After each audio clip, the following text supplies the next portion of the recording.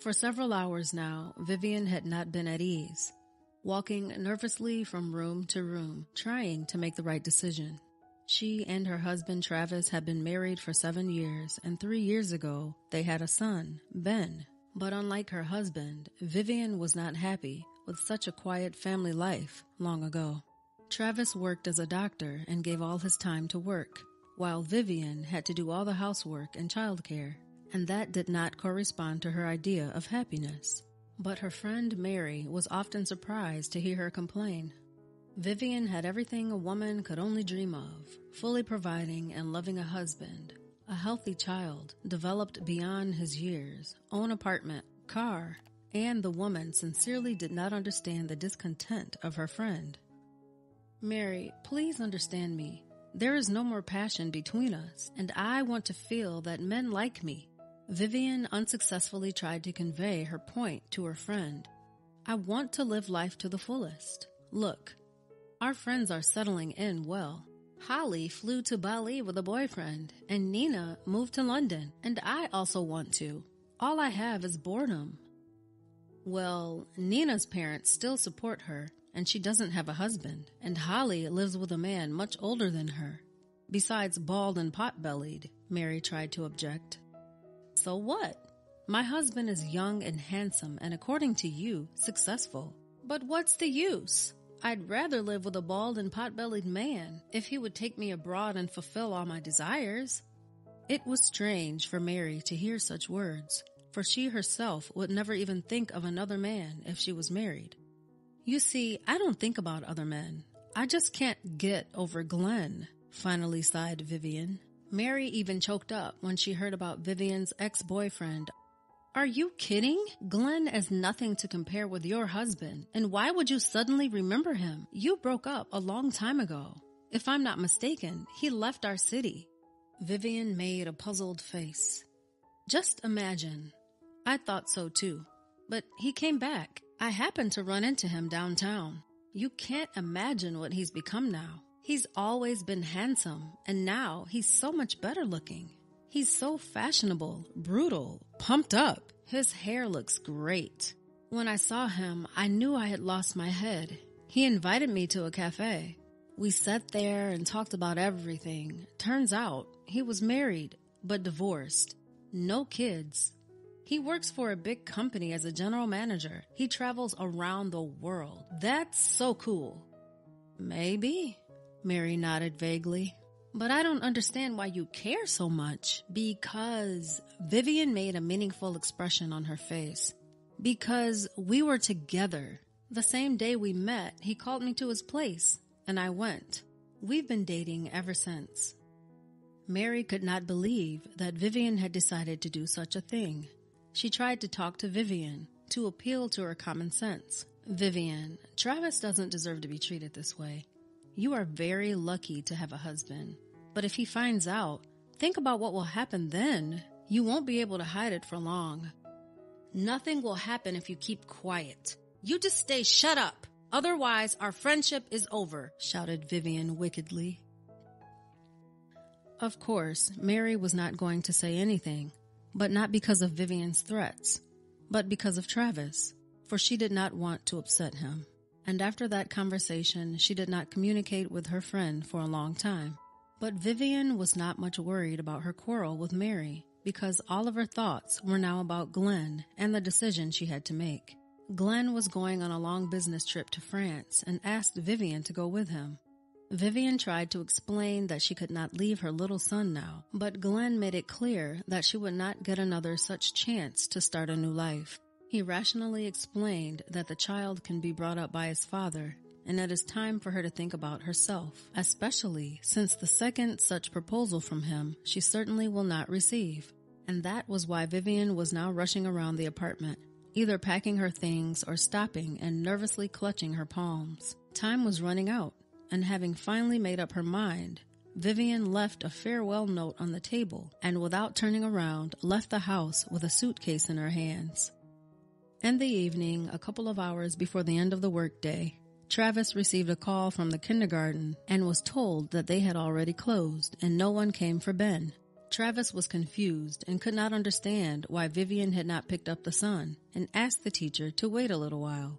He could not leave work early and could not reach his wife, so the man called Mary and asked her to pick up the boy.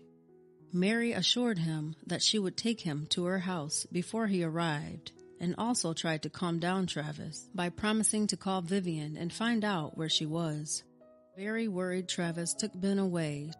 Mary was sure that Vivian was having fun with Glenn somewhere, lost track of time, and completely forgot about her poor baby. But an hour after he left, Travis called and asked to come urgently. Mary, realizing that trouble had occurred, rushed to him. Seeing Mary, a pale Travis handed her the scrap of paper his wife had left behind. In the note, Vivian confessed her love for another man, asked her not to look for her and not to wait for her return, and asked Travis to take care of their son's upbringing. "Do you know anything about it?" Travis spoke quietly and looked intently at Mary. "Yes, I do. It's Glenn, her ex. Vivian recently confessed to me that she was dating him, but I didn't think it was that serious." Travis sank tiredly onto the couch and covered his face with his palms.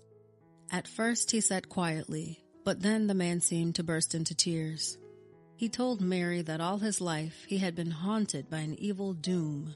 At first, just like now, he and his father were abandoned by his mother.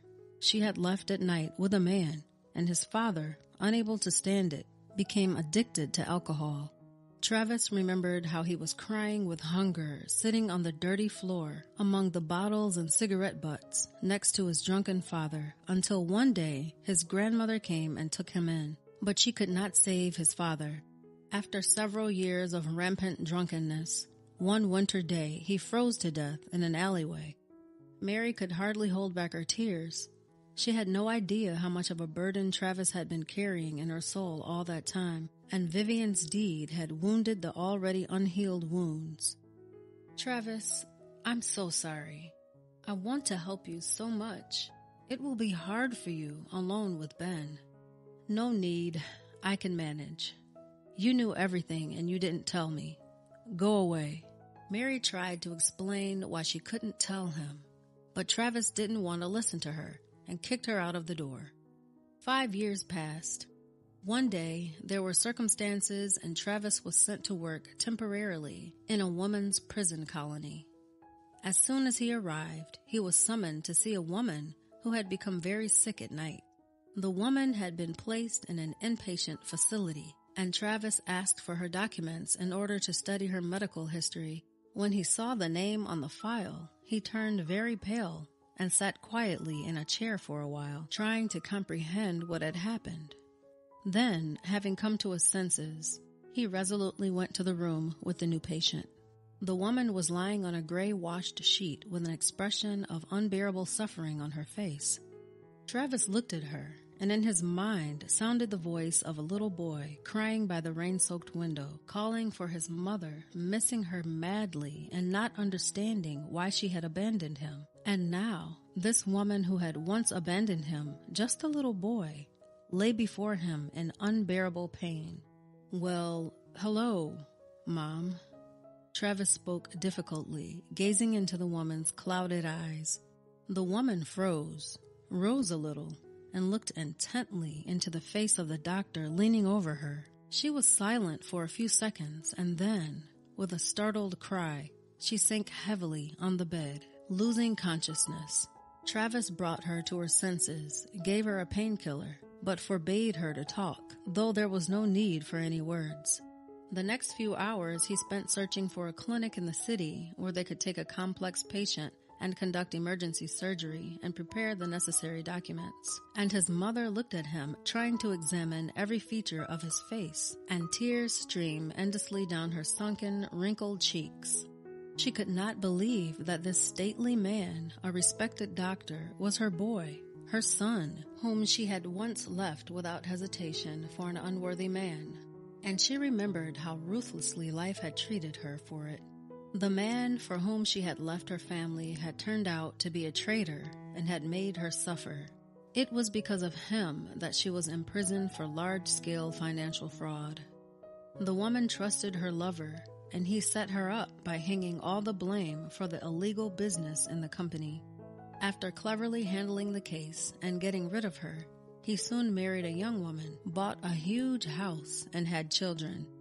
After completing her first sentence, Travis's mother found her dishonest former lover, and she had only one goal: to find out why he did what he did, since she loved him so much. When she arrived at his house, she threw a tantrum accusing him of betrayal, but he just looked at her silently with a sneer and then called the police. Her former lover accused her of assault, paid the investigator generously, and she was given a new sentence. Although it was clear that the case had been trumped up, no one cared, and she had no one to ask for help. That's how the woman ended up back in prison. She often thought about her husband and son in prison. She remembered Travis as she had seen him on the last day before she left him, a thin boy, with big gray eyes on his pale face, with unruly locks of hair sticking out in all directions. And now he was in front of her, such a grown-up and handsome man, well-educated in a noble profession. The woman thought that perhaps, in spite of her departure, her husband still had managed to give her son a good upbringing. She tried to imagine what her ex-husband looked like now. He had probably grown gray and old over the years, and she was desperate to see him goodbye. The woman understood that her chances of life were small, even though she had undergone an operation. Perhaps, thanks to her doctor's efforts, she had a few extra months to beg for her son's forgiveness. When Travis had come to the ward to inquire about his mother's condition, she called out to him as she had when he was a child, tenderly, affectionately, and Travis's heart trembled. It seemed to him as if all those long years of pain and distressing memories had never happened. He walked over to the bed, took a chair, and sat down beside the sick woman. "Son, forgive me for everything.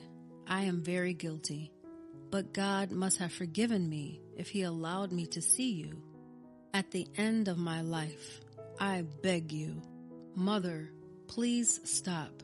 I have been used to it for a long time, and I am not angry. I'm just sorry for you because you broke your own life and lost everything that was dear to you. But apparently, you never became happy." Tears streamed down his mother's exhausted face, and Travis tried to console her as best he could. They had a long talk. Travis told his mother about his life and his father. When she heard that he had been brought up by his grandmother and that her husband had drunk heavily and died a few years after his disappearance, the woman bitterly admitted that she had not only made her son suffer, but had also ruined her own husband. Weeping with impotence and her own stupidity and cruelty, the woman also told her son about her sad life. Travis's heart was breaking with pity for this poor woman who had been so late in realizing her mistakes.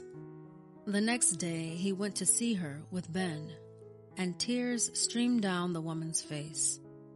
3 months later, she passed away. In her last hours, Travis was with her. He held his mother's hand and spoke to her tenderly, while he gasped himself at the pain he had carried in his heart, which was overwhelming him and tearing at his heart at this moment. A year passed. One morning, while getting ready for work, Travis heard the doorbell ring. Not understanding who would come to visit at such an early hour, Travis opened the door. Vivian stood on the threshold and smiled guiltily. "Travis, hello. Forgive me," Vivian said. "I know that you still love me, and I really want to prove to you that I love you very much too. I realized that when we broke up." "Really? And it took you a long 7 years to realize that? Why not 10 or 15? Anyway, it's too late." Vivian stood, blinking frequently, apparently not expecting such an answer. She was sure her husband still loved her and was looking forward to her return, but his reaction surprised her unpleasantly. She tried to justify herself and reminded Travis that they have a son, but suddenly Mary came out of the room and Vivian understood everything. Mary spoke calmly and confidently. "Vivian, it's not your family anymore, it's mine. You abandoned what you had on your own. Travis and I have 2 beautiful sons now, Ben and Andrew. And we're also expecting a girl," and Mary stroked her belly. Vivian was furious. She screamed about Ben being her son, and Mary only brazenly appropriated her family. But Mary reminded Vivian that she had always treated Ben as her own son, and in addition, she was his godmother, and would certainly raise him as a good man and would never abandon him, unlike his own mother. And then a sleepy Ben came out of the room and asked, "Mom, who is that woman?" Mary hugged the boy and then took him by the hand and led him back into the room. Vivian could not believe what was happening.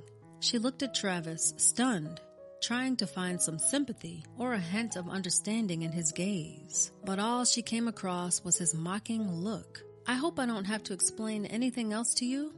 asked Travis with an unfunny grin. "I don't know. I thought he would forgive me. I am his mother." "Mother?" said Travis with bitterness in his voice. "Well, maybe someday he'll be able to forgive you, but maybe not. It will all depend on how you behave yourself." Vivian got angry. How dare he treat her like that? She tried her usual way to make a scandal and make herself look unfairly offended. But Travis did not listen to her and slammed the door in front of her. And why should he have listened to her? After all, he had a real, reliable family now, a loving wife and wonderful children, whom he could not imagine living his life without. And Vivian was free to go her own way, the one she had chosen for herself. Let her go as far away as possible from him and his happiness and never return.